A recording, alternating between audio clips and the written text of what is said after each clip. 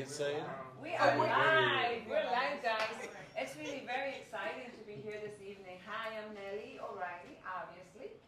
And yeah, that kind of energy that you witnessed, that's really what I am so excited about. And I can't wait to sit down and watch the young people that are joining us here this evening just tell you, what's in their heart and in their minds and how they feel about the election process and what they would like to hear the candidates speak on. What are the issues that are salient to them? And we believe strongly in the message that we have been carrying forward, which is it's important for you to register to vote. You can complain, you can be frustrated, but if you don't register and vote, then literally your voice doesn't count. And so for us tonight, we've been trying to search for organizations and young people who are willing to come live and to share their thoughts with the greater community. And the individuals joining us this evening, which you will hear from them and they'll introduce themselves, accepted the challenge and the invitation, and we are so thrilled to be able to do this. I want to say, for the record, that I have met these individuals for the first time, some of them. Others very briefly before. They do not endorse our candidacy. They are not here because they are members of our team. They are here because we felt it was important to bring young people to the table and give them the space in which they can express their desires and their dreams. And so I'm going to be stepping away, and they're going to be the ones leading the conversation, and we hope that you will send questions and comments and follow these young people, because I can already tell that they're gonna do big things and they're gonna go places. So I am gonna now move aside, and I'm gonna let them introduce themselves and welcome, and please share and tell your friends to join.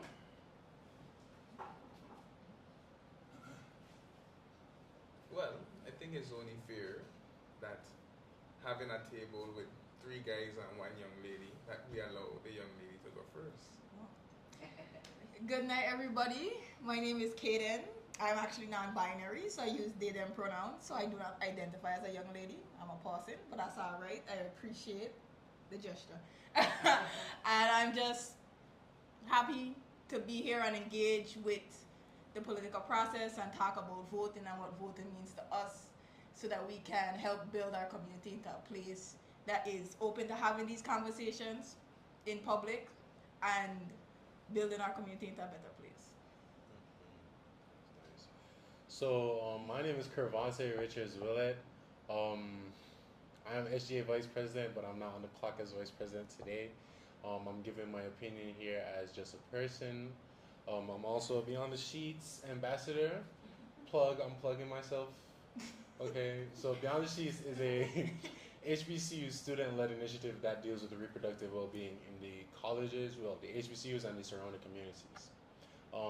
My goal here today, as an outsider looking in, my goal here today is to learn from the actual people who are local here, and just to speak about some of the things I've seen and I've witnessed here when it comes around to voting, and also I want to be more a part of this system as well. So. My name is Brandon Concepcion. Right now I'm a chef, and I do music from time to time, but when I'm not doing either of those things, I do pay attention a lot to the things that happen on island, or let me rephrase that, the lack of things happening on island, and the sudden urge, the lack of the sudden urge of people in power, I feel, to actually fix and rectify a lot of those problems, especially since they start affecting the younger generation the longer certain problems persist. And we start to the point where even people who aren't even from here, they touch down, and 2 days, 3 days in, they start noticing red flags everywhere. So we can't be having that kind of image, especially when tourism is like 90% of what our government preaches brings in revenue. So I'm just excited to be here today, talk with some smart people, and hopefully we can address some issues and get some fire started. Well, my name is Akeem McIntosh. I'm the owner and producer of Vibes Natural Products, which are natural skincare and body care, hair care products that I produce myself. So look me up on Facebook, Vibes Natural. And I'm a concerned concern, Krujan, very open to this discussion. I think there's a lot of issues that we have affecting our community, and I really think that is essential because I mean, our generation is kind of up next to take the reins, So it's only fair that we try now to get involved in the conversation. So I'm just happy to be here and eager to share my thoughts and opinions on the topics that we're going to discuss tonight.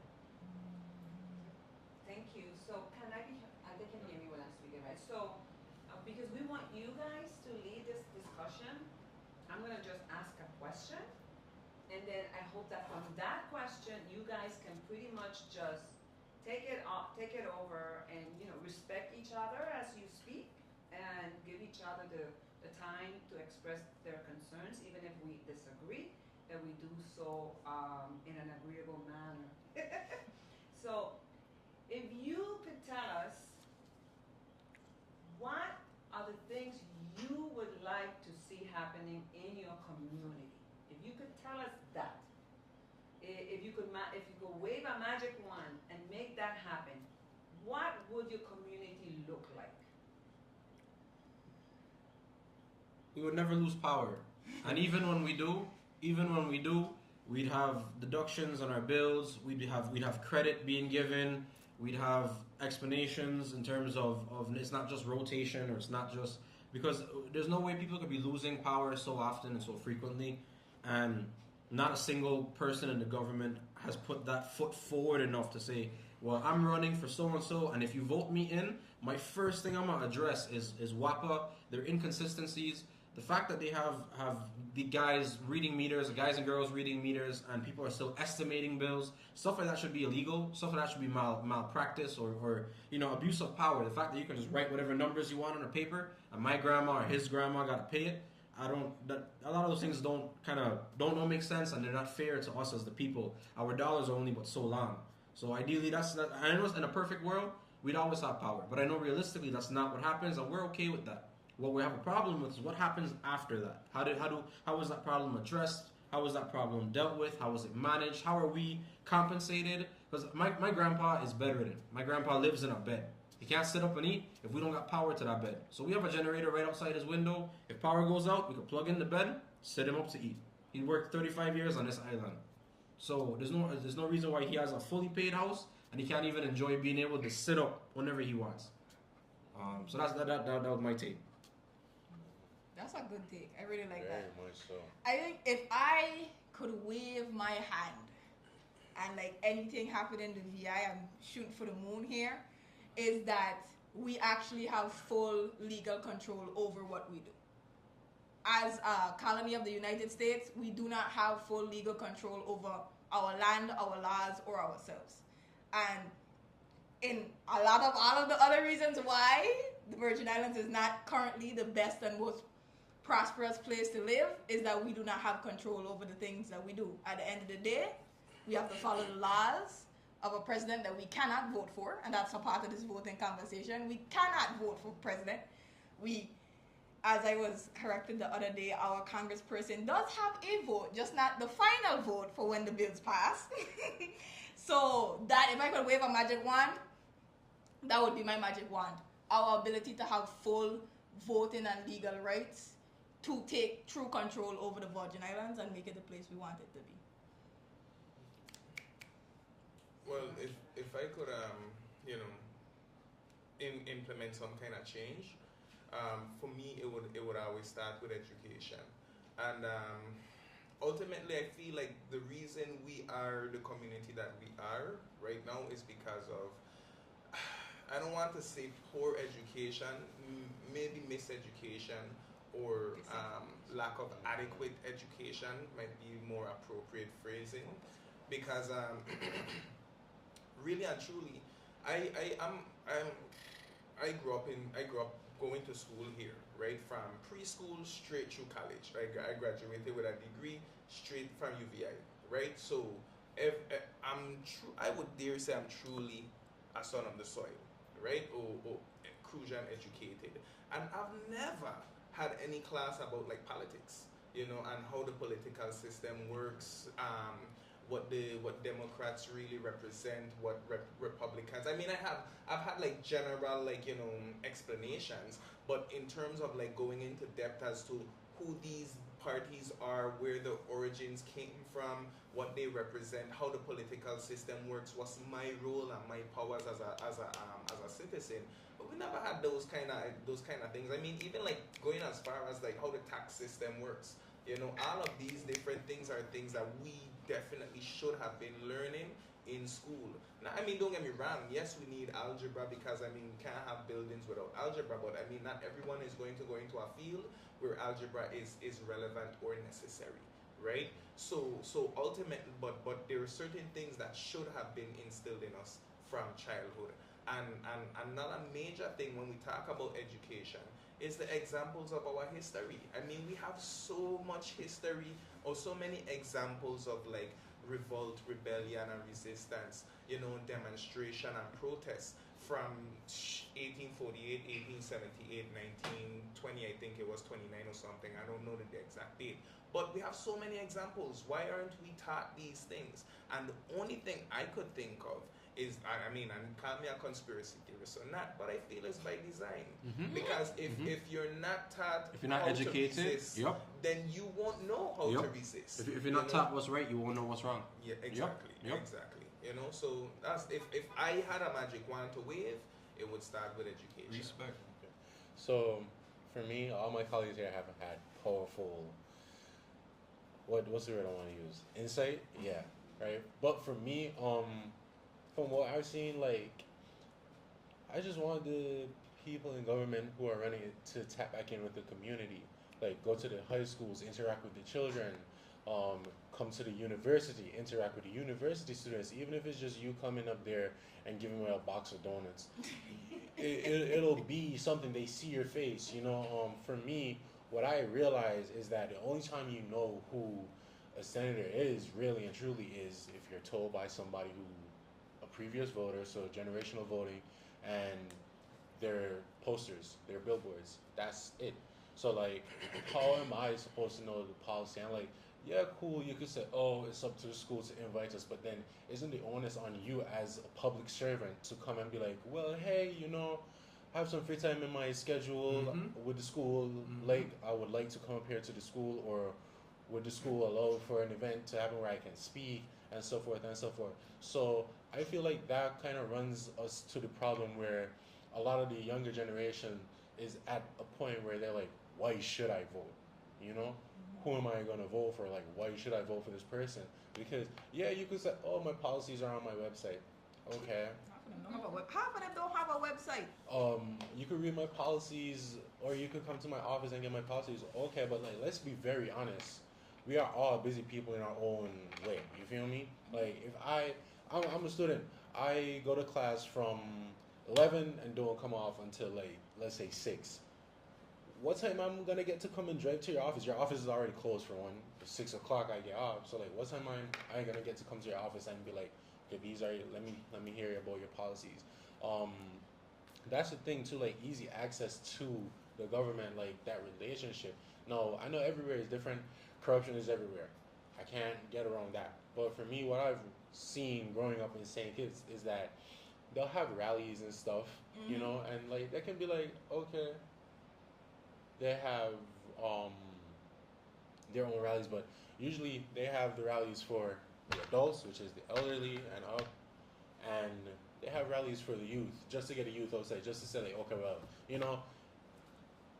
my district person did put on this event. Yeah, but it's a kind of conditioning to kind of usher them into the political system in some way. See, but the most ironic part about what all four of us just said is what he bring up is a key point, because it affects what the three of us said. Because ideally, at the end of all this, there's money involved. If you as a senator or a governor or a congressman are in play, a lot of times you're either passing a bill or writing a grant or a law, or you're basically the last check off before the territory or the islands receive money. So ideally, if you're the ones seeing where the money goes, you're receiving the money, you would want to see where it goes and how it's being spent. This goes back to being in the schools. As a senator, I would have walked inside WAPA and been like, all right, what does a regular day look like?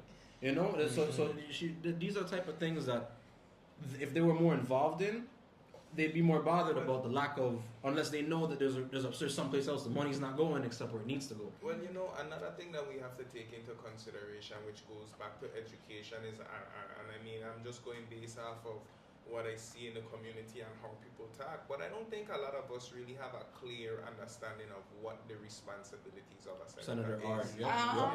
Because ultimately, like, I mean, and Ms. O'Reilly or Senator O'Reilly, you could correct me if I'm wrong, but I was always under the impression that a senator's responsibility is to legislate, right, to write laws, basically, right, and to basically put them forth in the Senate to hopefully get passed into actual law. And make sure laws that are already passed are actually being enforced and practiced the way they should be, in the way that should be done.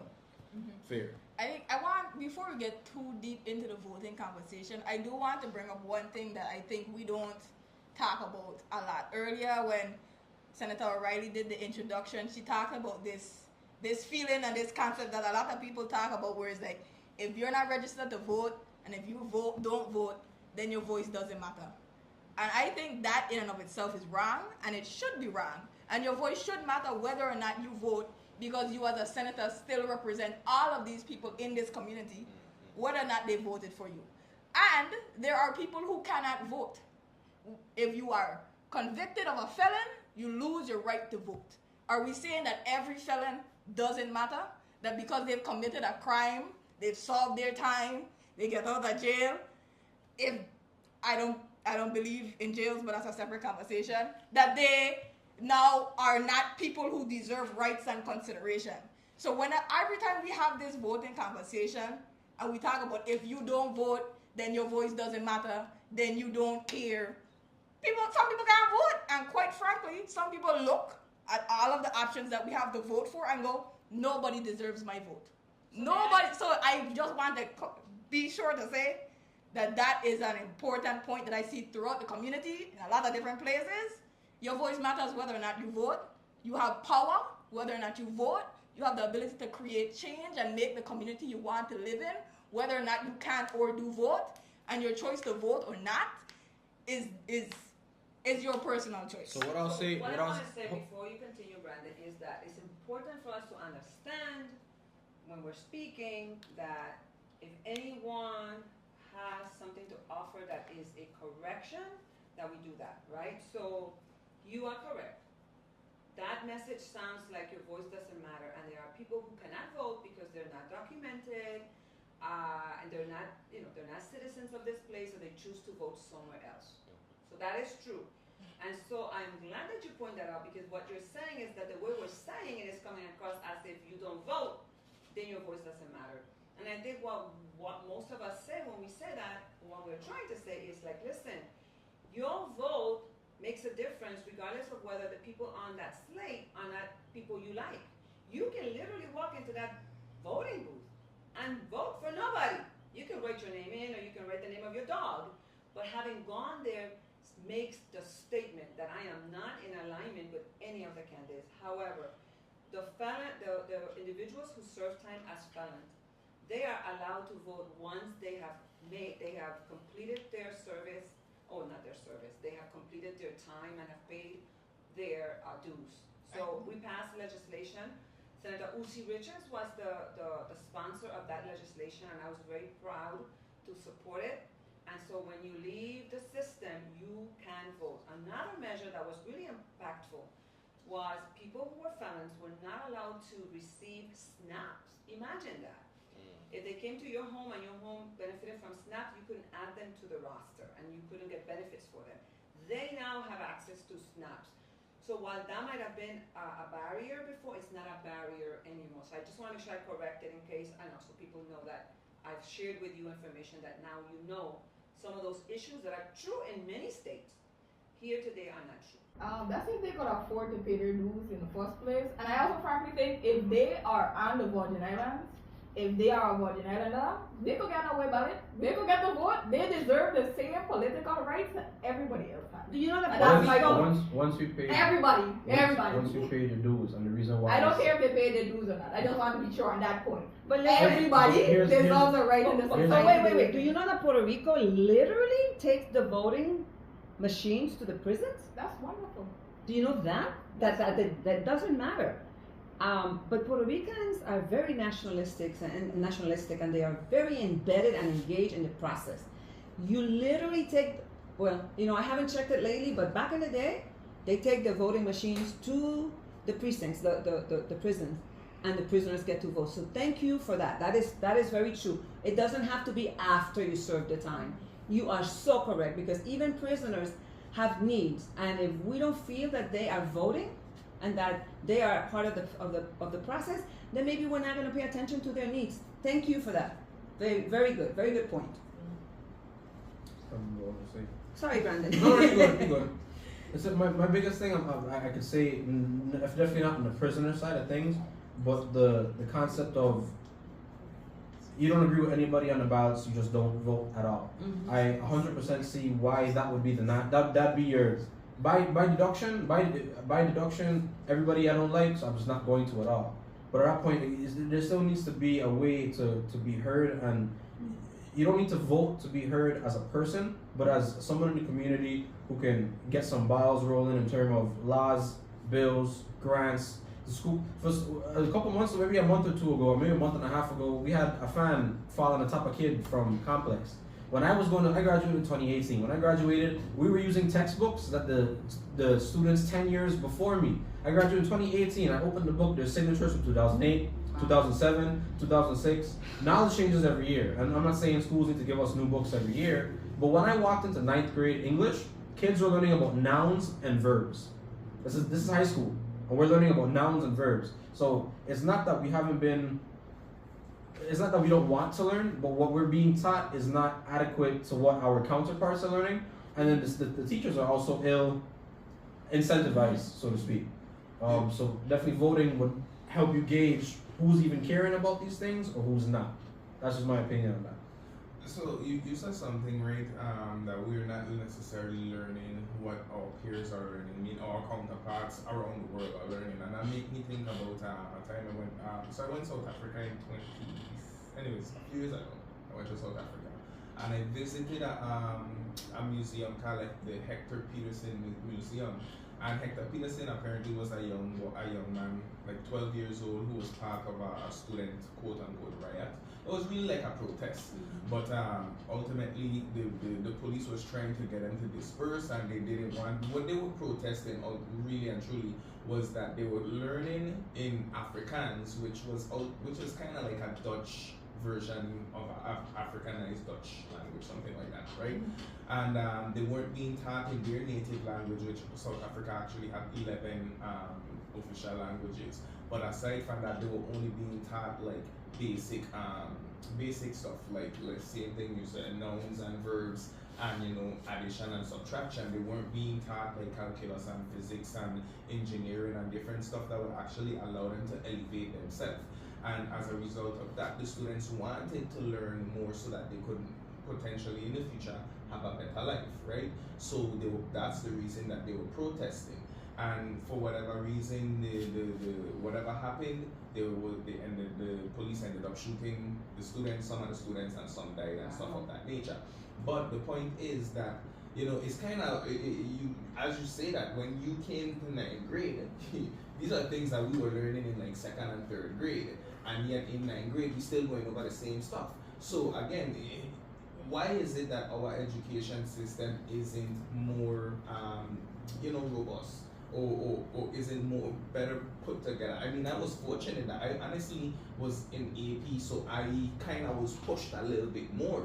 But I mean, some of my peers who were in more average or the average class may not have necessarily had the intensive, courses that would have helped them to develop themselves. But see, not to cut you off, but just the touch on the concept. We have two public high schools, and I went Central. You went Central. You went Complex. I went Complex. You see, so it's perfect. We have people from both high schools here. The concept is none the same, and I'm pretty sure as two men from Central and someone from Complex, the three of us can agree on this concept. Those high schools don't necessarily push or care about students unless they're academically inclined. Mm-hmm. So you have one in an AP class because you also had, beside who you were taught, you as a person just learn things a lot better than some people around you. Or whether you have sports, whether you're a really good basketball player or a football player. We talk about the senators being more involved and coming, especially when there's time of error. After Hurricane Maria, you know who's the first person to give out any food to any people on this island? Tim Duncan. Why is Tim Duncan the first people given any kind of food run? And he posted up right by Kanageta Ballpark. They had tables, almost it felt like a mile long, and they were giving away bags, food, water, giving everything in between. I didn't see a single person from the government out there. Or when anything did happen, it was definitely a month or two after things had already happened. And some people didn't get power after Maria for the next 4 or 5 months. So, and like I said, it may seem that we're getting really off topic, but these are all problems that are ping-ponging off of each other. And the minute they get hit someplace, that ball is coming bigger and heavier and harder. Because the schools don't necessarily push us unless we're sports inclined or academically inclined. Because even when it comes to music, the Virgin Islands is so heavy in music. And there's so many songwriters who write for big people you would never know. There's so many creative people taking photos for Taylor Swift, Miley Cyrus, and Katy Perry. You never know they went Country Day, or they went Central, or you never know that. And I think these are also things people in power need to put in front of our faces. That hey, the same school you went to, this man came out, or this girl came out, and this is what they're doing. Just because you come from the hood, don't mean you will stay in the hood. Just because you come from housing, don't mean you can't have your own house. So there's a lot of boys and girls growing up in our hood, in our neighborhoods, and our island, we're just kind of whatever gonna happen. They just don't care. That's why there's a lot of young people who don't care about voting, because it's like either which way the corrupt are gonna win, the good are gonna lose. To kind of bring us back in, I want to talk about re-educating the populace on what voting is. Like for me, as I said, I'm a university student, so I interact with different age groups. And a common thing I see in a lot of the younger age groups is, why should I vote? And for me, hearing that, especially how I was raised, how I was taught history, for me hearing that, like, I see that as a diss to our ancestors, like a very, very serious diss to our ancestors. You know how much people fought and died for the simple right of you putting an X on the ballot? Like, you know how much people died for us so we can have democracy? You know how much people were mutilated and injured and like had their whole, you know how much people probably had like felonies on them, wrongfully charged, but just because they were there protesting for us to be able to vote. So back to what I was saying with re-education, I think there needs to be some re-education done with the population on like why it is important to vote. Like, okay, like same thing you said. They'll see election time come around. There's a huge issue with infrastructure on this island. We have potholes. Can't call them potholes. Like those are craters and ditches. Right? I don't mean to cut you off, but just to right on that pot, the government, more specifically our governor, harks on how important tourism is. You go Bassin Triangle Police Station, they have a big sign that say "Welcome to Christiansted." The road right next to that "Welcome to Christiansted" sign. Right here, we there in town. I forget what we there right now. We there in town. We there Christiansted. As we coming in from Wakagot, there is a whole gap inside the road. And then if you were going to go straight to go in the town, like where Sings is, and come down the road that we actually on right now, there's a whole nother. So we have like a crater like this, right from where people come off the seaplane. Look at when you come off the airport, the Like, first thing you're doing is airport road that full of potholes. Potholes. So like, and then that goes back into what I was saying with re-educating the population on voting. It's like, okay, this is the best I can explain it. I don't know why voting is important, right? So, government, as y'all, I don't know if y'all have seen those numbers when it comes to the voting population. Like, The voting had- population versus who from the registers to vote. from the age of 18 to 24, you had 8 St. Croix voters. 8 For the cents. that's a 0 primary. St. John That's voters. a Democratic primary. This is primary election day. Yeah. Yeah, That's a not 2024 though, because 2024 there was 0 for the primary. What is that? that's a Is good that yeah? And then 4 I guess you in missed St. 8 Thomas. people. And 4 in St. Thomas. That's between the ages of 18 and 24. I fall in that So demographic. add all those islands, you got less than 15 people our age group even voting. Well, So wait, I want to. So when we talk about re-education in voting, for me, like as we talked about, we didn't really get taught civics in school. I got a civics course in complex in like 2017, 2016, I don't remember which year, and it was like the teacher was trying this new version of a civics course. That was And- elective? Huh? That was elective? It was an elective, it wasn't a mandatory class, but I wanted to learn about government because I cared. That's cool. And it was, and the way that they went through the history of the civics in the United States, because we use US textbooks for all of our education, we do not learn any civics based on our local Virgin Islands history. So that's already another big gap. I couldn't right now track to you the history of when did Virgin Islanders get the right to vote, when we could vote for governor, and all that stuff, but it was way too short.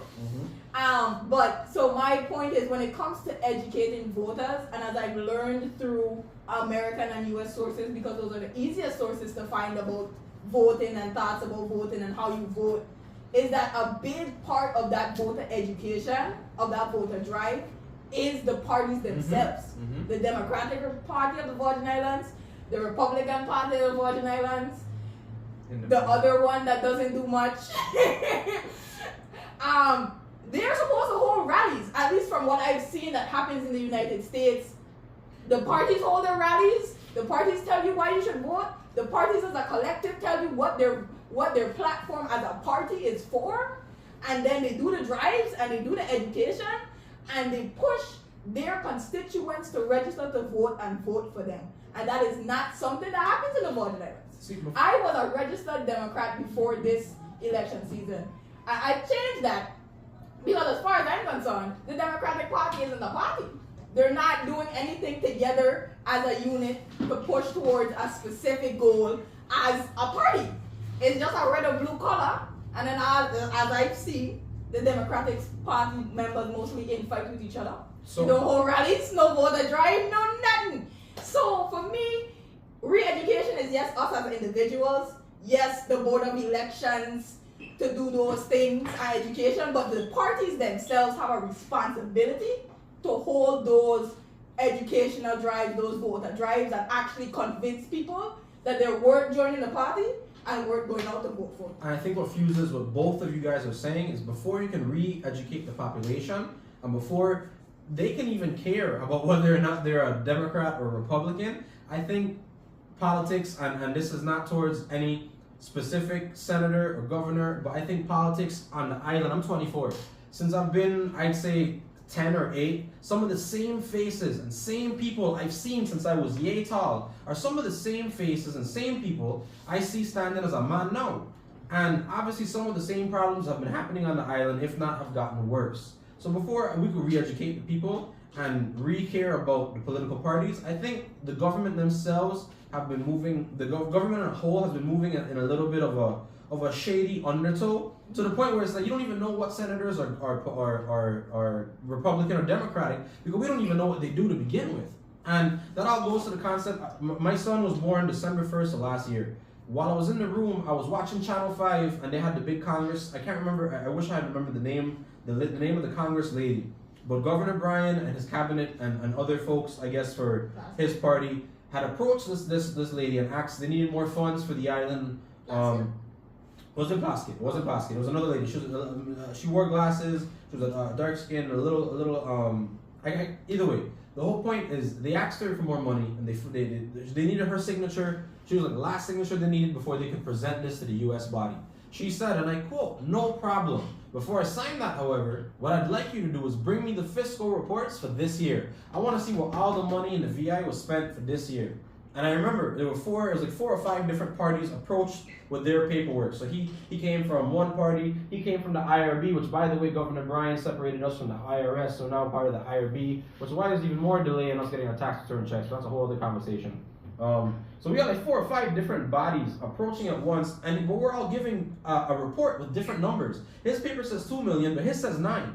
So how much money did we actually spend? And if so, how much of it was accounted for? Where did it go? And who did it go to? These are all these shady undertows that have been kind of keeping this island in a constant loop. There was a point in time where the most advanced thing on this island was our movie theater. Our movie theater was the closest thing we had for a long time. It felt like the States. Who would you say is at fault here? Us as the people. But us as the people are the same people who need to be outside WAPA and demanding why this system is set up the way it is. We need to be outside the government house We need to be obviously in places where it matters because we are thought. But you see, then it goes back to what Re-educating the people. Yeah, exactly. I understand. Because ultimately, and I don't think like just re-educating the people about the importance of voting is sufficient.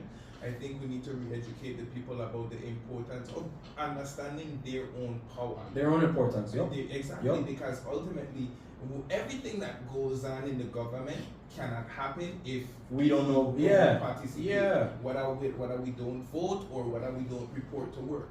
If we're not involved, nothing happens. But we don't really understand that. You know, So why they could do what they do in the dark? exactly. Not just so much why they could do what they do in the dark. They could do what they do in the dark because we ourselves Allowing it to are not happen. paying Yeah. attention. Do it in broad We're daylight. not- Do it in broad daylight. we're not paying attention to what's happening. You know what I mean? And we're not paying attention because, you know, like you mentioned earlier, some of us so caught up with just trying to make it through life. Make it through the You day. know, Yep. you know, so we don't necessarily have the time to pay attention to a Senate hearing that's 4 to 5 hours long. You know, and there's some Senate hearings that actually roll over to the next day and then kind of thing. You know, and then even to that, some of us don't even have the level of like awareness or education to understand all the terms that's being Being used, yep. So then it's even more difficult for us to make sense of what's going on or to follow along, especially if you haven't if you don't have the foundation or the background to just jump into a random session just to listen.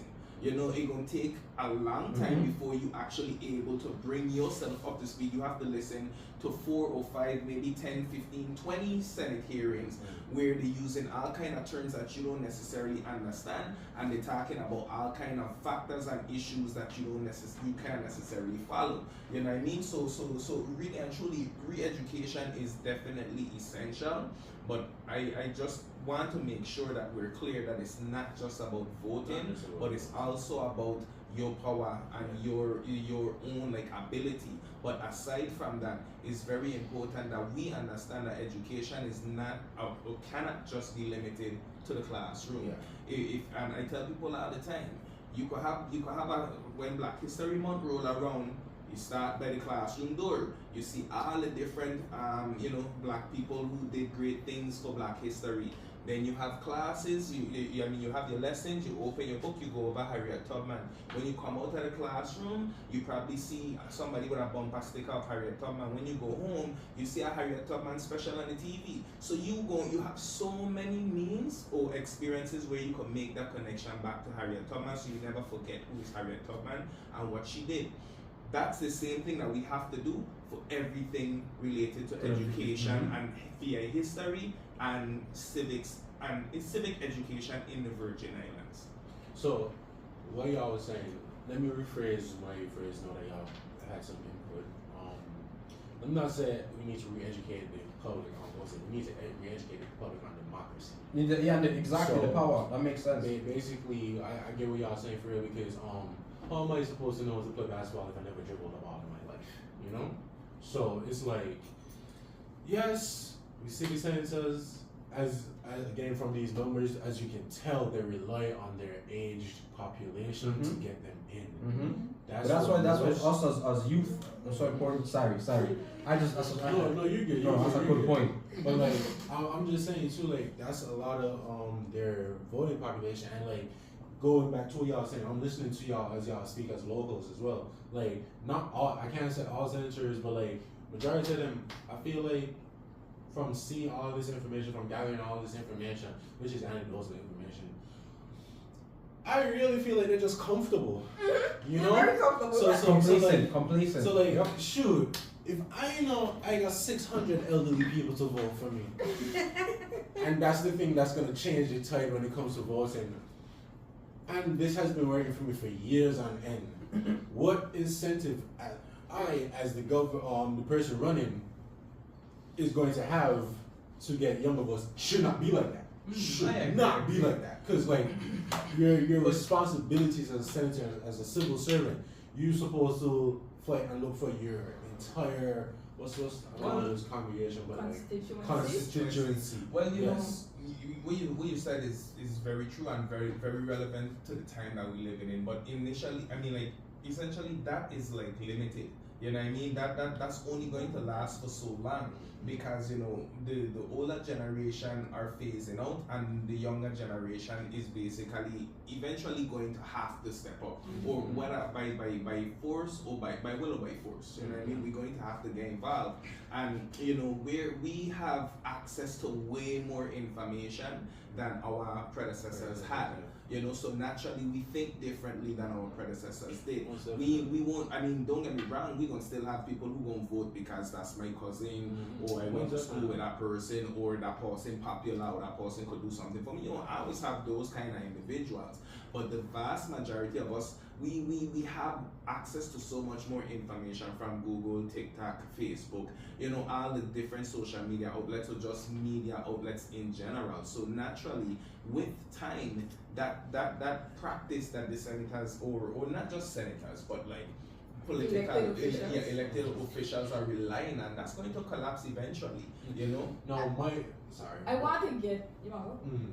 It's just a question to you know, like. No, okay, if it's a question, let's get her cut out and then you can ask a question. Okay, so when we're talking about when you say like there's more information, not for our senators though, like there's more information on what's a democracy and how you vote, but if I go on Facebook or if I go on Google and I try to look for a senator's platform, which tells me what exactly do you care about education? What exactly in education are you going to do? I need more specific information than what I. So it's like we have all of this information, but not all of it is pertinent to us or pertinent specifically to the people that we're voting for. That's one thing for me as a voter. If you gonna come and tell me that I need to vote for you, are you gonna hand me a flyer that says I care about education, healthcare, and the roads? Are you ain't no specific thing about what education, healthcare, and the roads you're going to do? I'm not voting for you. Well, when I said that, I wasn't necessarily referring to politics in particular, or a senator's platform. I just mean in general, because we have access to way more information, we're a lot more open-minded than the previous generations. We process information a lot faster than the previous, and a lot differently from the previous generations. That's why when we have conversations with our parents or our grandparents, you know, it might seem like we're talking gibberish to them, but we understand where we're coming from because we living in this more modern world. So we have a more modern way of thinking. Not to say that the way they're thinking is wrong or obsolete or anything of that nature, but just saying that as time passes, that way of thinking and operating is going to phase out, and we're going to step forward. So naturally, the senators are going to have to evolve, hopefully for the better, to cater to the new constituency. So before you ask your question, that was what the question was about. To be about, I was like, do y'all feel like any of the senators have a sense of urgency with this? Because I mean, obviously I feel that they don't, and a big thing. Before you got on that topic, what I feel when he mentioned we have more information accessible to our fingertips now, a big problem that's what kept certain places in a dictatorship or in a tyrannical rule is because certain people came into that country or that world, and this is how it is. This is how it always has to be. Where we're in a world where we can look up and be like, what am I in Greece doing? What am I in Switzerland are doing? And like, wow, they're doing this for healthcare. Oh, they're doing this for kids. They do. So we could look at a big thing with the information we have available to us. We can realize and recognize and put ourselves in a position where what you guys are doing to us isn't fair. Our mother country, our sister countries and sister islands, even some places close to St. Kitts, they're doing this for their people. Why can we not? And if we can, what do we have to do to get on that train? Whether it's something for education or a raise for people, whatever the case is, information is power. As you say that, right? I wanted to ask you. You grew up in St. Kitts, right? Mm-hmm. Okay. So I've always been under the impression that politics in other countries are way more intense than politics in the Virgin Islands. Would you generally agree? Or people tend to be more involved and engaged, like in a more like direct and aggressive. You mean the civilians of that place? Yeah. So yeah, So let me dive into. Let me give you why. So here is a popularity contest. Anywhere, and I think that's where democracy went downhill when it became a popularity contest. You know, so I could say the same thing for in St. Kitts too. You know, shoot, my great grandmother has been voting for this particular party. This is all my family knows. So why am I not going to vote for this party? You feel me? But that goes again to what I was saying with the great education of democracy. Now again, in saying is, are the politicians a little bit more aggressive with like getting the constituencies to come as a vote? Well, I wasn't really concerned so much about The people, you want to know what the people? So, Do the people feel like it's their right? Do people feel the people, like no man, people listen. get engaged and try and get informed about politics as much or as little or more than what you see here? No, I don't want to give wrong information when I answer this question. Well, I mean, so people only answer this by is your this is opinion. from my view and my opinion. From what I've seen, when your person running your constitution comes out, usually it's the one who's more engaged with the community. Usually it's the one who does drives or parties or rallies. That's the person who will usually get the more votes because we're having a whole rally. You mean to tell me like you ain't gonna explain your policies at that rally? That's what they do. You feel me? As I said, they have rallies for like the older generation, and then they have rallies for like the younger generation. Your rallies for the younger generation is just somewhere for them to come out at night, be safe, have fun, and then like it may or may not be like, okay, this man has been, or this lady, or this person has been throwing these rallies, and it's like, why are they so adamant on getting us to vote? No, the mindset is like, oh, let me see what this person has to offer. Kurvonte, can I ask you a question? Before you Can- is it this question? No. Can you explain to us how your political and election system in St. Kitts work? Because it's my understanding that you have opposing parties. You have parties always trying to, so you definitely have a more a two-party system versus here we just have a one-party system. Can you explain that? Well, How do you think that plays into the difference? well, when I say two-party system, when you say that, I'm gonna tell you how politics is run. I see what you In mean. St. Kitts, I'm just giving you a bare bones. You have opposition, right? You have the opposition. You have the Labour Party. Uh-huh. You have the Unity Party or the PAM Party. I'm not sure if they're still together or not, but you have these parties, and you have your prime minister, and then you have their cabinet. You know, you have your different seats. So like, okay, let's say I'm running for prime minister, he's running for prime minister, right? He gets more seats than me, right? But I get more votes than him for prime minister. So now I think what it is, the cabinet may be more on his leaning side in a sense. But the people voted for you. What? The people still voted for his cabinet members. So like, let's say, we both have an officer running for education.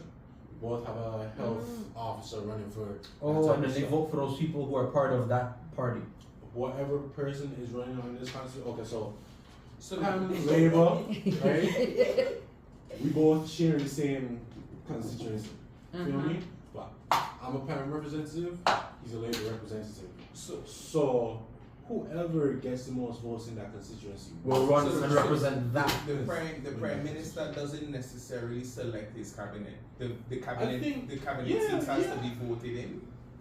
Yes. Hold on. But wait, That's while you do that, Kurvonte, I wanted to, because the point I was trying to raise is that unlike here in the United States, there's always the Republican Party and the Democratic Party, and one party is always trying to hold the other one accountable. So there's there's kind of more Like a checks and transparency. balance. Thank you, checks and balances. And I don't see that here because everybody kind of Democrats. So I was wondering how that plays out in Because St. Kitts. when you say we're a one party system, and like aren't we a two party? But then Only one will reign at that time. No. What she's trying to say is the It's a majority of Republican. people are Democratic. Oh. So there's no Democrats. checks and So you balances. even have So- a Republican primary Okay. here, I right? think there's one thing I also wanted to bring up when it comes to like voting and education and like political systems. Like when we think about in Virgin Islands, when we think about politics, when the general person is talking about politics, they're usually actually talking about corruption. Like out of habit, when we see corruption going on or some shady deal or somebody putting their friend or what the constituency wants to be like, they're playing politics, man. They're just playing politics. But that's not politics. That's corruption. That is favoritism. That is not actually what politics as an idea is, even though it is ingrained in the way that it has functioned in the Virgin Islands, in the United States, in the world for a very long time. So like that's one thing I wanted to talk about, and as well as the idea that there are different political systems that we can consider. Democracy is not the only valid political system. And so when we do education, when we do things about voting, we can consider that there are other political systems that we could use that may be of a better help to us and our people than specifically democracy, and specifically the type of democracy that the United States has imposed on us. Put it that way. Here's my thing though. I understand it more than one way to go about it, but we're not even doing democracy properly. We're not doing That's my democracy. thing. Like we're not even doing democracy because We can't. I feel. Here's how I feel when election time is coming. If you're rerunning, so you're trying to be re-elected, or this is your first time on the campaign, there should be two paths. If you're a newcomer and this is where you are, you list the problems that you're gonna address, and you tell the people how. You don't just say, "Oh, we're gonna fix the roads," or "We're gonna fix WAPA," or "We're gonna," because there's reasons, there's problems, there's reasons why these are happening. My biggest example of that, when Governor Bryan was rerunning for his second term, he said in his election campaign, "If you guys vote for me, I promise I'm gonna get everybody up to date on their tax returns." I have two problems with that statement. The first problem the first problem in that concept is the first problem with that is that it's like a parent saying, "If you behave, you'll get water. If you behave, I'll give you a roof over your head." When you're running in a position like that, that's kind of your job.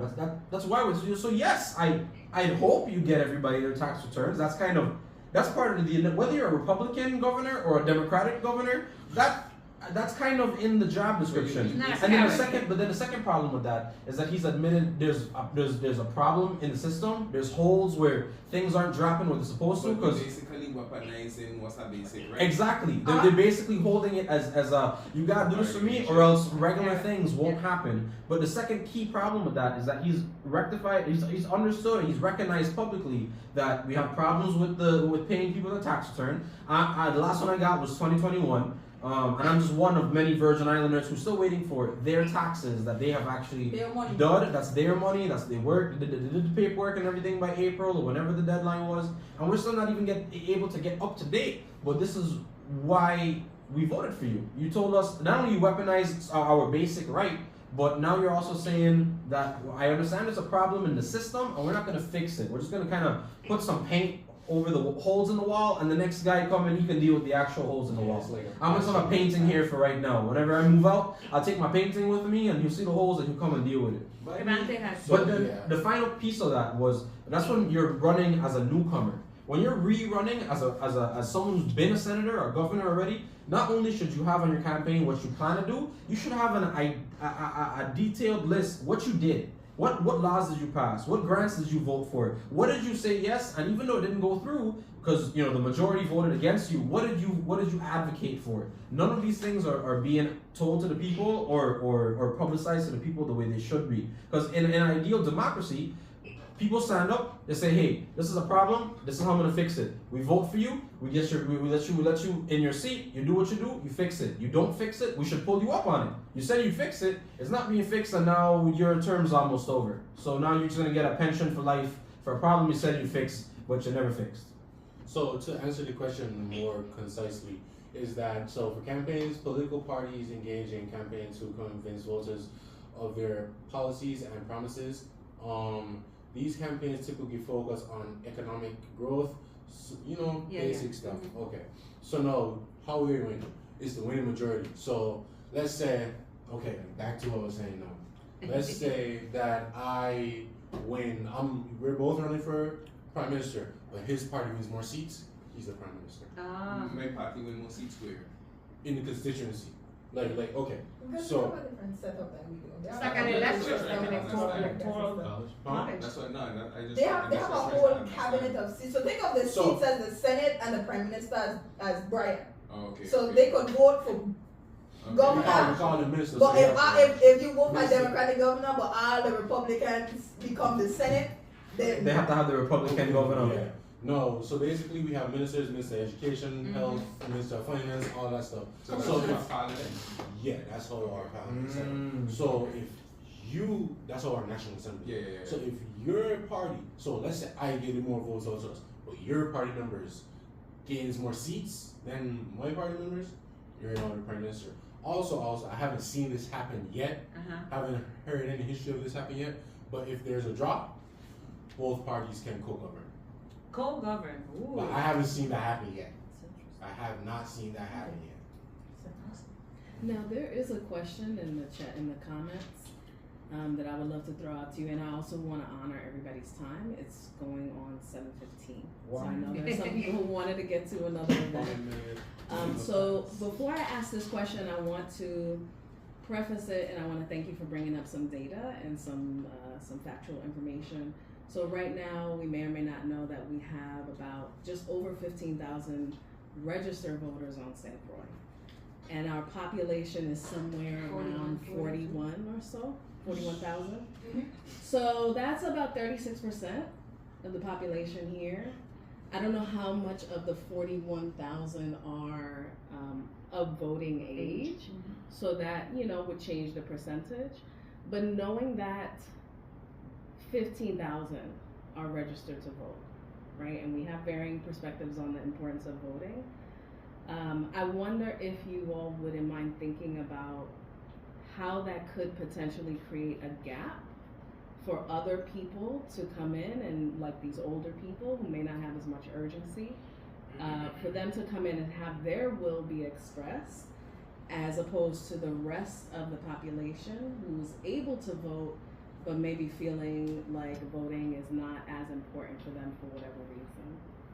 Okay, so that made me think of something where the discussion of like statehood with Hawaii, right? And I remember last year I was doing something where we basically was looking into like the different political status options, right?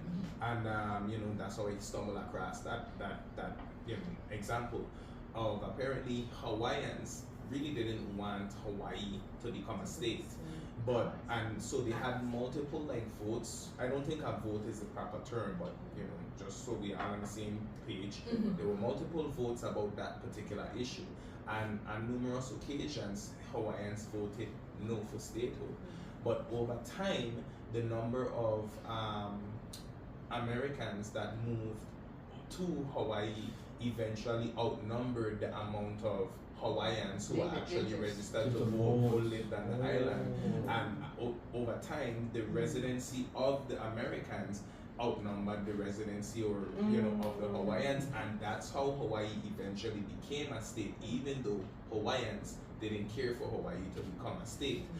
So to your point, if we as the majority isn't the voting majority, that leaves room for, and I think it's the same thing. I think I had a conversation with somebody who was saying, I think in Antigua, if it's not Antigua, some places there's a number of like Guyanese who have came in, and the politicians are now turning to them to vote for them because to get that particular constituency on their side increases their chance to get back into office. So now they're able to manipulate things in the island, on that particular island, whichever island that is, in their favor, even though the locals may not necessarily care or agree for that. So I mean, that's the kind of thing that could potentially happen if we are not careful and if we're not aware of That's a golden point. I didn't even know about that. Yeah. That makes sense. Because if we have 40, for lack of a better, we just call it 40,000. We have 40,000 people on this island, and only 15,000 can vote. That's literally 1/3. That's literally 1/3. 15, 30, 45. Yeah. So that means 2/3 of the island is just kind of sitting, and we're just hoping things get better. But again, I mean, I have to always harp on this point that we have to do a better job of educating, and we cannot rely on the government to educate us. The reason why I say so is because I mean we have to look at, and I would bring up the special vote. I think I can't remember what year it was. I want to believe 2018 it was with reapportionment, right? And I mean reapportionment, and I might not have the best or most accurate understanding of what reapportionment was, but how I understand it, basically they would redistribute the territory and break the territory up into certain districts, and each district there would be a senator who's responsible for that particular district. And then if there's issues that a particular individual, a neighborhood, or a district has, they would then report to that senator what their issues are, and that senator would be responsible for addressing those issues, right? And that way, if you know, that way you have somebody to hold accountable, whether or not something is a problem is resolved or not. That's what we do with our ministers, man. Right, but unfortunately, you know, there wasn't. I don't, and I mean, correct me if I'm wrong. Feel free to step in and correct me if I'm wrong. But I didn't feel as though there was an adequate campaign to properly educate the public of the importance or the effectiveness of reapportionment and how that could have actually benefited the community, you know, and instead of you know, working with the people who and I mean, I don't really expect senators to really work with the people, because ultimately that's going to work against them. Reapportionment would have worked against the system and the people who were in office at that time, right? But if we're really talking about a better Virgin Islands, it's kind of difficult to see how having someone to hold accountable for a specific area could not. It's difficult to see how it couldn't benefit the territory, you know. And the unfortunate thing, again, because we are so poorly educated about civics and politics, it was easy to manipulate the people, the majority of the voting public, to get them to say, well, okay, my senator ain't for it, so I ain't for it. You know what I mean? And it's really sad to see that we're so sick. It's so easy. It's so easy to manipulate us. I mean, Bob Marley said, you know, he said, they think they can reach us every time they think they could reach us. You know, and we fall for it every time. But it's because we are poorly educated, and then those of us who are educated, we don't necessarily know how to get that message across effectively. But we have to do a better job. So I think when we talk about, so the question was about like the split versus the population and the overall population and the amount of people that actually vote. And we've been talking a lot about education, and one piece I want to pull out is that the average reading level is like a 7th grade reading level. The average Virgin Islander cannot read your government documents. Sometimes I try to read those government documents and I look at that paper and I make my head hot. So that split that we see is between people who are not educated enough to even begin to start the process. The understanding that we were able to vote for our senators and governors, I believe, in like the 70s.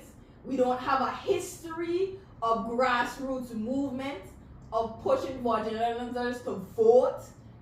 Because I don't think we've had somebody who is that mass in pushing political education since David Hampton Jackson in the 1930s. Since Wang F. Louis. I don't know much about Wang F. Louis, so maybe since Wang F. Louis, and I've read some interesting things about Cyril E. King, and then he mysteriously died. So there's a lot of lack of groundroots history in organization of the people to push forward and engage in these political actions, and there is active misinformation, disinformation, and like making the process harder to be able to vote, to want to vote. There is the history of Virgin Islands politics to see that the same people who've been here since I was 6 are still in here, and the things aren't fixed, and your grandmother voted, and your mother voted, and your cousin voted, and it look like everything is still the same. So why am I voting? So I see where people come with the logic, and actually right now I am in this point where I don't even know if I'm actually voting for anybody this year. I might go to the booth and sign my name and not put a single name on that bad boy, because there aren't people worthy of me going through the effort to put on clothes and get out my bed and take off a walk to go in there and put my name on the paper and put nothing on the paper. Like, even though we have that early voting extended period, we know the economic system in the Virgin Islands is terrible. You might work 2-3 jobs, you gonna get off while the voting election system is open for you to go be able to vote. So there's all of these different things that build into that difference between registered voters, the voting people who are able at age registered to vote, the people who actually register to vote, and then people who actually vote. So like this, I think that those stark numbers actually show how much our political system has and continues to fail us. I see it as Virgin Islanders looking at what is there and going, this ain't what my trouble, I'm going to close my eye for this. And in some ways, that's a very valid point, because I would say my first year of voting was 2018. I voted for Brian. I have regretted that every day since. And so it's like, and so then you're dealing with, I voted for this person, I thought they would help us. No, they're not helping us. Now I feel betrayed. Now I don't even want to engage in the system because I've been spurned by the system so many times. And I would also say, like, we don't have a culture of voting. We have a culture of partying, we have a culture of drinking, we have a culture of cussing people out. But we barely got that Queen Mary Fireball culture that we like to claim and put up so much, but the contract day celebrations that happen on Tuesday are very poorly attended. And so the reality, I think, is simply that Virgin Islanders see the options and you have not convinced them. And I don't think that is necessarily on each individual's part. There are other ways to engage in the political system, to help and care for your community. You're volunteering for a nonprofit, you're sweeping your roads because you care about your neighbors, you're cutting the grass on the sidewalk so the children can get to school, you're feeding somebody, you're farming, you're teaching. And not voting is not in and of itself saying that you don't care and you're not a part of impacting the system. Sometimes not voting is just saying that that part of the system is not worth anything to me and it hasn't proven itself worthy to me. So the only thing, I would like to chime in on that concept. We bring up a lot about re-educating parents and kids and us as civilians of this island and this territory. But I think we also need to have we need to honestly re-educate what it means for a senator to be a senator, for a governor to be a governor, for a congressman or woman to be in that position. Like what is your actual goals? What are you supposed to do? How can we keep you accountable? How can we pull you up if you're not doing what you're supposed to do? How can we pull you up if you're abusing your power, so to speak? Because that's a big thing. That's why a lot of us growing up too, we would just hear from our parents that we would be kids playing. You're 8, 9 years old, and you could remember conversations, your auntie them talking, your mother and your uncle talking, and you're talking about how what? You hear how much money Map stole? What? You hear how much money Dion stole? What? You hear about, and you read it in the newspapers, and you see the articles, and obviously by the time we hear about it or find out about it, it's too late. It's already happened. So there's a lot of us growing up, to piggyback off what you said, there's a lot of us especially our parents have been burned by the system or betrayed by the system, and a lot of us growing up have been seeing like, what? You can't trust them, man. Because, and in my head, it's like, every police officer isn't bad. Every government official isn't bad. But obviously, there's more bad than good, because if there wasn't, things would look a lot different. So I feel like that's where us as the Virgin Islands people just use that general picture and run with it. Okay, I think, and I've said this already, that ultimately the key to resolving our political issues is ultimately going to really start with us. It has to start with us, right?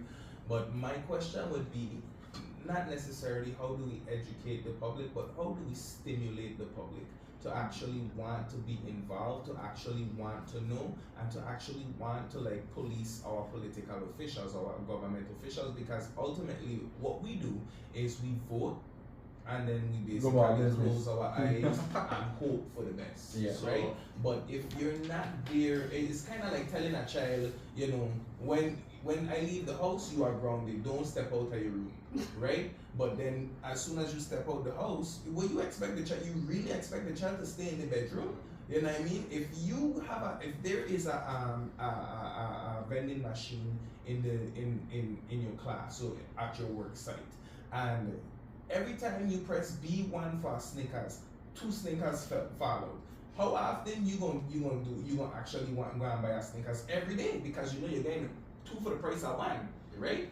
It's only you gonna leave it to the person who's stuck in the machine to figure out that the machine malfunctioning before the problem is resolved, right? You as a person who buying the Snickers ain't gonna go and report to the person, hey, your machine gave me 2 Snickers for the price of 1 every time. So I said that to say, senators, the governor, whoever, if they have a way of cheating the system or getting away with certain things, if the person or the people who are responsible aren't policing them to make sure that they're doing what they're supposed to do, they are going to continue to lie, cheat, and steal.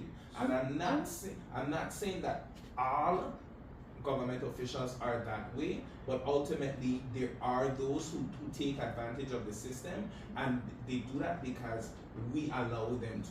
So I think in order for all of that to change, we have to find ways to stimulate ourselves, stimulate each other, to actually want to get more involved, want to have a deeper understanding of how the system works, and want to actually do our part and play our role the way that we're supposed to in order to make the system work the way it's supposed to. And I love how you use the word stimulate, and how do we stimulate each other? And that goes back to this question, and I'm gonna extend the question. So it says, to ask the panel, what are they doing to encourage their peers to register and exercise their rights to vote?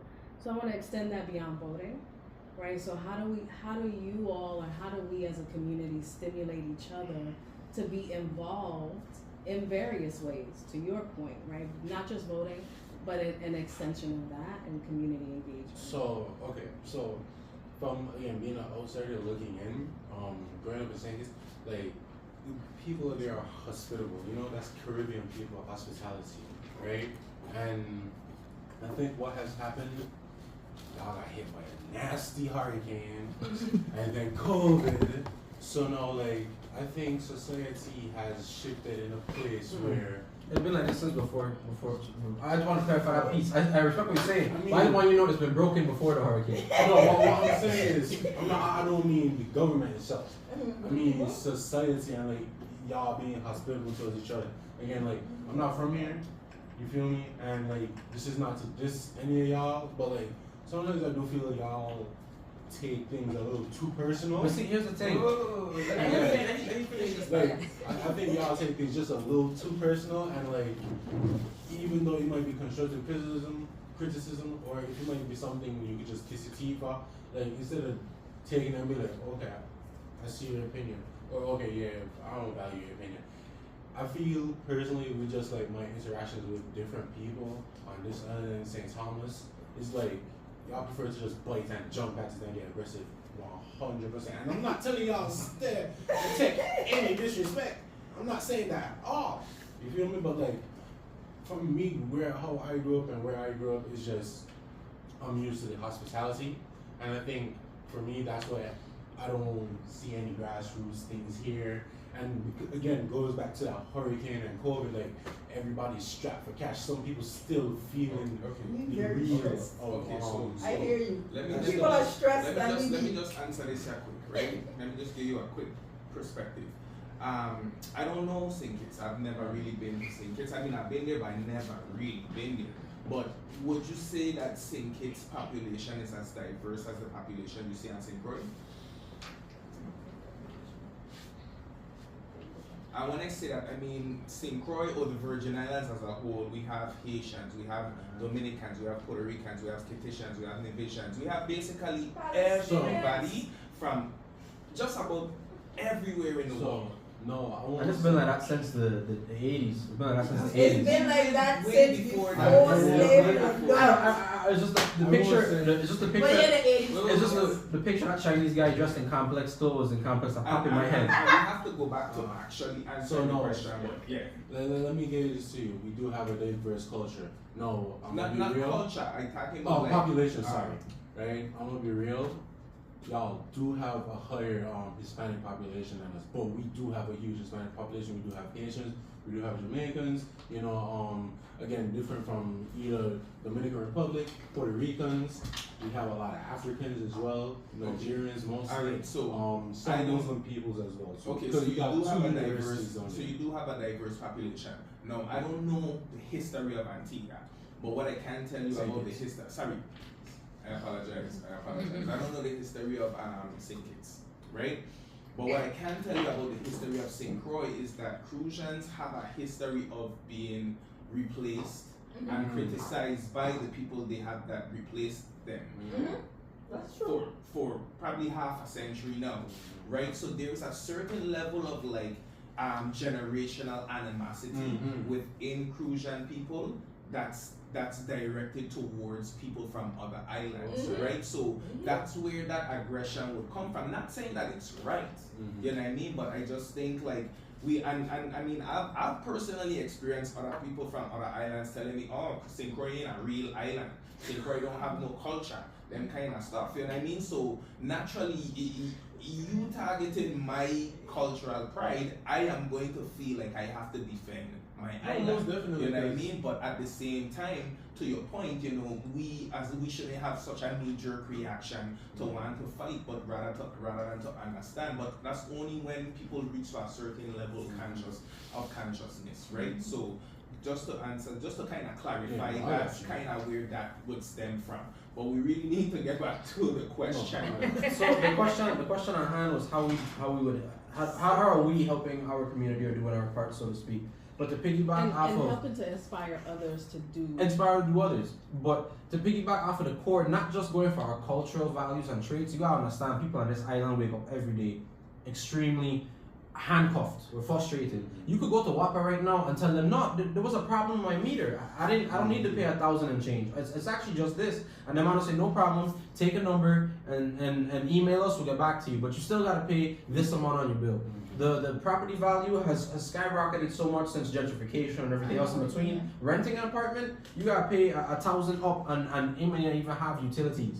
You check everything on this island feels like it's going wrong. So I want to say, look at people just driving around. You watch how people drive, they're man tired. They vexed, they angry, they sad, they depressed, they fuck. Because no matter what you say or what you do, you're damned if you do and you're damned if you don't. Yeah, so that's what I would add onto to us as local people. We tired. We just frustrated with how things are. Now how I am helping is the same conversation we have in here. I'm having with other people, but I'm also sympathizing and empathizing with the people who work in those systems, who probably get a lot of heat when they don't deserve it. Yeah. Like them ladies for WAPA. You know how many people cuss them out? Oh, you're this, oh, you're that. I'm like, bro, when she go home, she may not have power the same way. She's in the same system we are. And now she just stuck. She's taking the heat for something that ain't even her fault. And we see that all the time in different places of power and places of position on this island. So how I'm helping is I'm just trying to educate people and talk to people, family, friends, those who are older than me, those who are younger than me.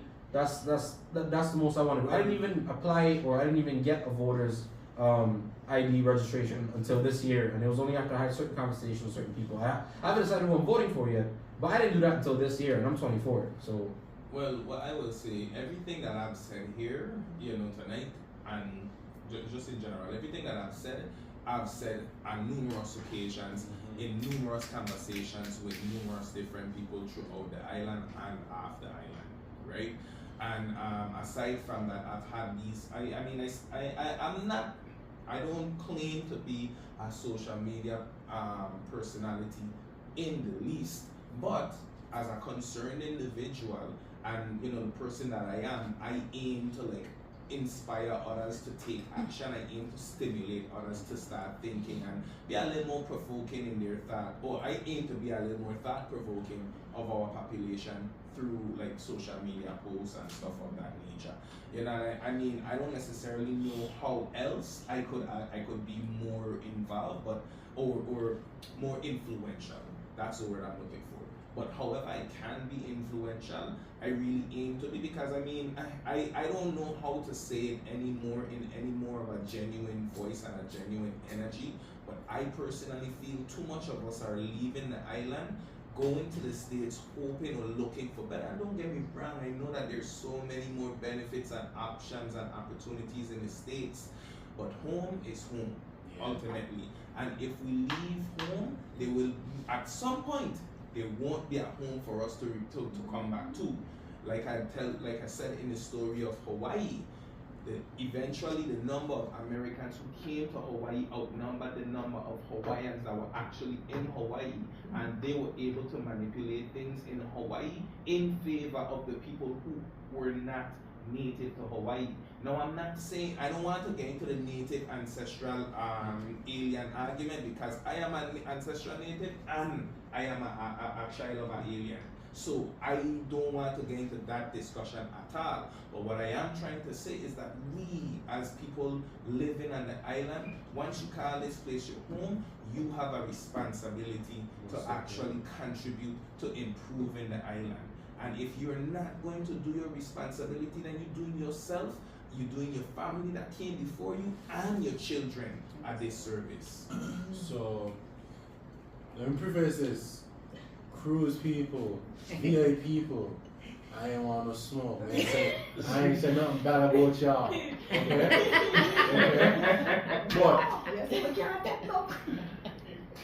But to answer the question, for me, again, I'm SGA vice president for the university. So when we do have stuff like voters registration, my goal is to bring students out and just, talk to them, chat them up, tell them, yeah, go register to vote. This is what you should register to vote. This is why I feel you should register to vote. Like, again, it goes back into like, a lot of them do feel like nothing has been done over the years. A lot of them grew up watching nothing be done. So they get tired, as you said, tired and frustrated.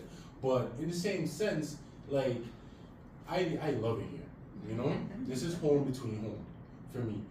And it's just like, as he said, you're doing a disservice if you're not trying to like actively better the place you are, So for me, it's just talking to students, getting them interested, telling them why they should, giving them like inspiration and being like, if enough of y'all vote, like, listen, this is the example I love to give. If two senators running in the same constituency, they need one single vote to break that tie. That could be you. You are that deciding factor. That could be you. So I go hi again, Kaden again. For me, how I have been attempting to, in my own way, stimulate the people around me to be more active in their participation in bettering the community, whether that's voting or another way. I have conversations with my friends. I have asked most of my friends, as you register to vote, these are the dates to go vote, register. You need this and this, you should go register to vote. I've brought my friends out to the meet the candidates forums that are at levels that's going on right now. I also have worked in nonprofits when it comes to LGBTQ rights. I've had meetings with Governor Bryan. I go to town halls sometimes and in the best that I can, and I try to bring my friends with me and have those conversations. And I am really encourage people to be engaged in what they do, in what they see is important to them. If you are somebody who is like, I am a musician and I care about music and I care about the arts in the Virgin Islands, okay, well then there's multiple different organizations that work in this. How are you a part? How are you organizing different people to come together and care about that issue? So I've done that when it comes to LGBTQ issues. I'm currently doing it when it comes to the genocide happening in Palestine, and there will be a rally on the 5th in front of Sunshine Mall in West. The motorcade starts at the mosque and it goes all the way down Center Line Road. We're going to meet Saturday the 5th, and the motorcade starts at 4. So just being engaged. I also sometimes I let my little thoughts off on Facebook, but it's really important to just have people understand that one, there's something that you can do in whatever you particularly care about to better the community, and you have to work with the people around you to get that done. And if you can't find something you want to do, then there are other ways to be of service to those around you. And so I encourage people to consider all of the political options that exist, that are possible in our future, that are things that we can work towards. So if you don't like this system, you don't like what's going on, how are you a part of working towards a system or an idea that you think is better? So I just try to have those conversations, try to get a lot to know more people in the Virgin Islands, and just see how we can all work together to make this place the Virgin Islands we love. What I will say is from 4 young people in this community, we know you're tired, we know you're frustrated, but if you sit down and you just say, whatever, it's gonna be that, but it's gonna be that tomorrow, next week, next year, and the year after that. And by the time, like he said, by the time your son is 18, 19, ready to enter the adult world, you literally just sat by and watched the nonsense continue, knowing, yeah, my kid's gonna be a part of this, and I'm just not gonna do anything because whatever. So regardless of how tired you are, you gotta try it, because if not, then what are we doing here? All right. Wow, that was powerful. This has Thank been you. a powerful discussion. has been. It has Oh, before I wrap Thank up, I'm plugging myself again. Yes, Yeah. please. Beyond the Everybody Sheets. plug yourself. if you Please want to. follow us on Instagram at Beyond the Sheets HBCU. You can see all the work we've done and what we do there. We are, again, an HBCU student-led initiative that deals with reproductive well-being in the campuses and the surrounding community. Our other ambassador schools are Toulouse, Xavier, Tuskegee, FAMU, and then UVI. So please, y'all, give us a follow.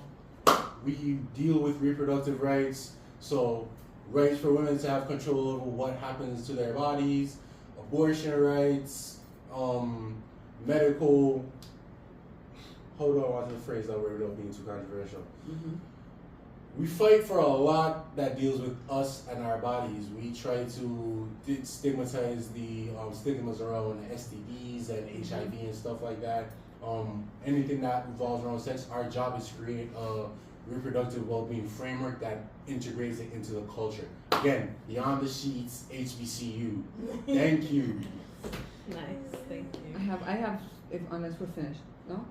I don't want to end the evening without clarifying a few things, because this is about education as well, of us here in this room and those who are listening. So I want to encourage all of you here, and you encourage your peers to be critical thinkers. I know that some of us grew up with parents who said things, but because they said it, it doesn't make it so. And so we have to avail ourselves of resources and read and inform ourselves so that we can come and arrive at our own decisions. Retirement for life is not true. Senators do not get to retire for life, and it would be unfair of me to allow that to remain, because it's important for you when you go out there that when you speak, you're speaking, from a position of information. The governor and the lieutenant governor are the only ones that get a retirement equal to their salary after they have left office. The senators are vested after they have served 20 years. They have fully vested, but until then they vest in increments of 10% or so. And so they don't really receive full retirement if they only serve one term. That is incorrect. The Virgin Islands tax code mirrors the IRS, the Internal Revenue Code. It mirrors it, meaning we do not have our own Internal Revenue Code. The good thing about that is we keep our own money here. So we keep our taxes, and that's why it's beneficial.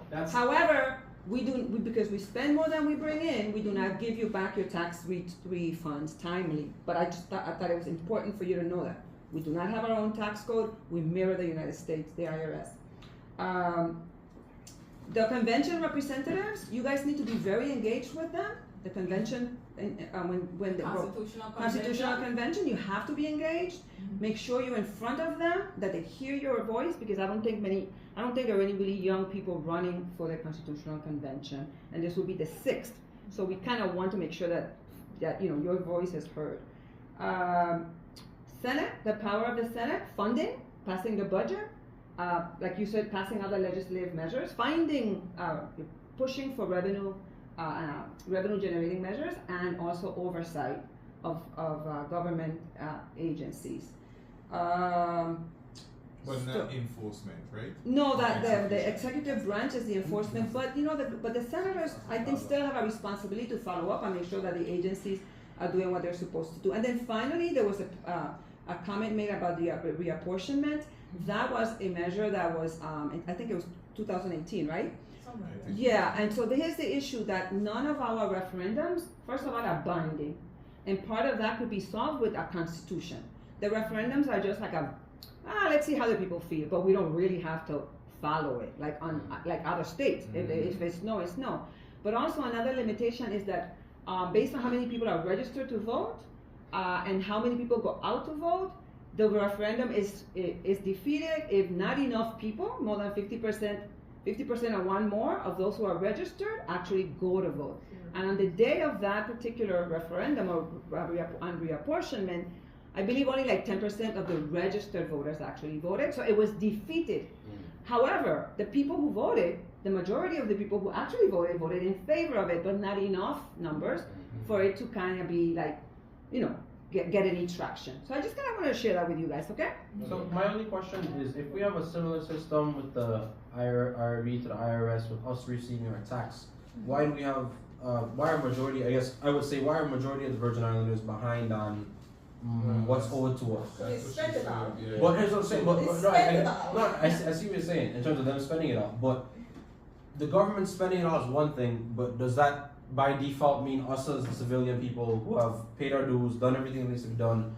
Does that mean we still don't get what we're owed because there may have been a mismanagement on funds on the government's end? Well, Because some of us are from behind from like 2021. I think the question. He's a businessman. I'm sure he's gonna have an answer for that. No, I don't have an answer for that. But my question would be, I think a better question would be, is the government, is it like legal or allowable? Are they really allowed to spend the money that is actually owed to the citizens if the money is legally? Because every time I've had a conversation with somebody from the States or somebody of abroad, or when they understand, and I hit them with the, I'm like 3 or 4 years behind on my tax return checks. So's my mom, so's my uncle. That's the one thing. We could talk about WAPA and power and everything else in between and the roads, but that's the one thing that gets people like, what? Yeah, What did you say? I know that you guys need to go because you want to go to the other, so I'm happy to have this conversation afterwards. But the reality is that not everyone that gets a tax refund actually pay those taxes into the system, right? So if you fall it depends on where you fall in that scale of income. People who fall in this scale and have 4 children, they are entitled to receive a child tax credit. That's not funded necessarily by the federal government. It has to come from our coffers because we keep our money. So you might have only paid $500 in withholding taxes through your paycheck, because you had a lot of deductions, like a lot of children. But because of all of the other things that we mirror, we need to give you an additional $2,000 example for each child. So now you're entitled to $7,000, but you really only paid $500 or $600. I'm just really being very, this is hypothetical. So now the government has to come out of pocket, but there are senators in the class that have passed legislation to make sure that there is an appropriation to cover those tax refunds every year. But it all boils down to tax revenues coming in and the ability of the government to A, pay it, and B, stay on top of everything else. So is it legal? No, it should not be. And I think other places have sued government for their tax refunds. I mean, that's a short answer to a complicated question. I have a lot more clarity on that now. Yes. Thank you so very much, guys. You've been phenomenal. Thank you so very much. Go out and take the world by storm.